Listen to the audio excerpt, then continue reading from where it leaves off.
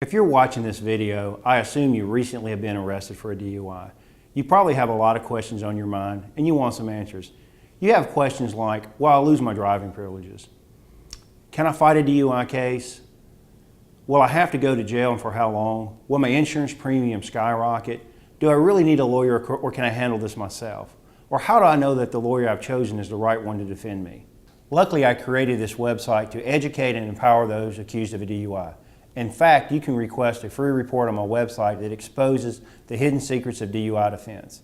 In addition to that free report, I have also included a video library, testimonials and notable cases, DUI blog topics, Tennessee DUI laws and penalties, field sobriety tests and other Tennessee DUI evidence, a section that outlines the Tennessee DUI process from start to finish. I also have included Tennessee DUI defenses, common mistakes of the police, along with a Tennessee DUI checklist. I also have a section entitled How to Avoid a Tennessee DUI. I encourage you to watch my video series. I created these videos in order to educate and empower those accused of a DUI. It is important for you to watch these videos and protect your rights. As I mentioned earlier, I strongly believe in the team approach to DUI defense, and I've found this method to be very successful over the past 16 years. So the first thing you need to do in order to prepare for your initial consultation is write a detailed narrative of the events that led up to your arrest. Start from the time you woke up that morning and include any events that you did, such as physical activity, who you were with, who you spoke to, or just anything you think is important. I've found in the past, even some of the most minute details that clients don't necessarily think are important, later on in their cases become extremely important. So, in short, write a long, detailed narrative of the events that happened from the time you woke up to the time you got arrested. The first component to any DUI case is a traffic stop. So the first thing we need to be able to determine is why you got pulled over by the arresting officer. If there is any perceived poor driving, we need to be able to put that in context. We need to be able to give the prosecutor a reasonable explanation for why you got pulled over.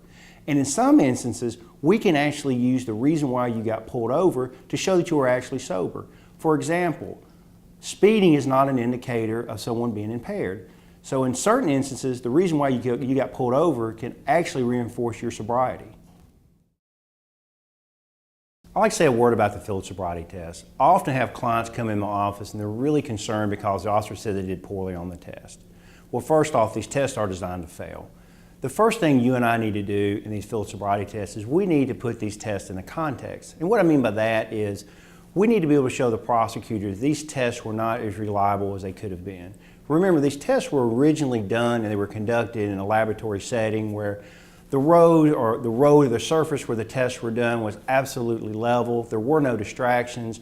There weren't blue lights flashing in your eyes. There wasn't crowds and noises and people going by and screaming while you were doing them. So the first thing you need to do is sit down and make a list of everything you thought that was unfair about the test. For example, loose impediments on the road, unlevel slopes, trucks going by, just anything that would have broke your concentration and prevented you from doing these tests as best as possible. In the prosecution of a DUI in the state of Tennessee, for lack of a better term, we essentially have a two-tiered process. And what I mean by that, there's two different levels of courts that a DUI case could go to. At the upper level of courts are the criminal trial courts. That's where someone can have their quote-unquote day in court in front of a judge or a jury and let them make a determination of guilt or innocence. But to be very frank with you, probably less than 25% of all DUI cases ever reach that level. Most of these cases are resolved in what is called General Sessions Court. General Sessions Court is very important because it allows us an opportunity to fully investigate the evidence against you, and then based upon what that evidence is, it gives us an opportunity to either have your case dismissed or try to negotiate to a lesser plea. If you're convicted of a first offense in Tennessee, Tennessee has mandatory minimum penalties. And what I mean by that is the judge has no discretion but to order these minimal penalties. If you're convicted of a DUI first offense, you must serve 11 months and 29 days on probation. There's a mandatory minimum 48 hours in jail. There's $350 fine, loss of license for 1 year, a mandatory completion of an alcohol safety school, and 24 hours of community service work. In addition, if your blood or breath alcohol content exceeds a .20, you will be required to serve 7 days in jail. If you're convicted of a second offense in Tennessee, Tennessee has mandatory minimum penalties. If you're convicted of a second offense, there's a mandatory minimum 45 days in jail, $600 fine, and loss of license for 2 years. If you're convicted of a third offense in Tennessee, the judge must require you to do 120 days in jail, pay an $1,100 fine, and lose your license for 6 years.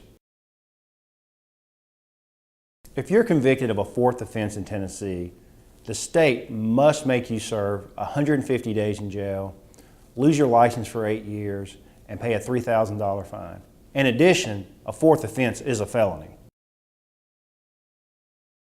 I like to briefly touch on some basic issues and defenses I've seen used in the past in breath test devices, without getting too complicated, of course. I've seen in the past that people who suffer from acid reflux or GERD or diabetes can affect the breath test device. I've also seen instances where people are belching, burping, or regurgitating, or having foreign matter in their mouth. That can also affect the breath test device.